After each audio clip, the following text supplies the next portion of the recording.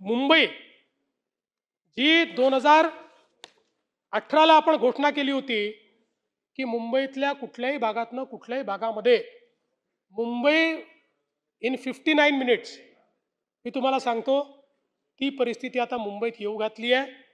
पुढच्या 3 ते 4 वर्षामध्ये Mumbai will be accessible in 59 minutes. आता याच्यासोबत केवळ मुंबई नाही, तिसरी मुंबई देखील आपण तयार करतो. याचं कारण एक, आपण जर अर्थशास्त्राचा नियम बघितला तर अर्थशास्त्राच्या नियमामध्ये जगाच्या पाठीवर जी डेव्हलपमेंट झालेली आहे ही प्रत्येक डेव्हलपमेंट शहरीकरणातून झाली. जगातले जेवढे विकसित देश आहेत हे सगळे देश यांच्यामध्ये शहरीकरण झालंय. शहरीकरण तुम्ही थांबवू शकत नाही. प्रयत्न हा केला पाहिजे की या शहरीकरणाचं नियोजन करायचं.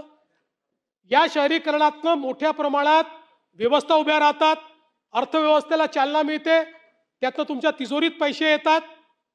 ते पैसे जो आपल्या राज्याचा मागास भाग आहे, जो गरीब भाग आहे, जो आपल्या राज्यातला ग्रामीण भाग आहे, तिथल्या अर्थव्यवस्थेला मदत करण्याकरता त्याचा उपयोग करायचा.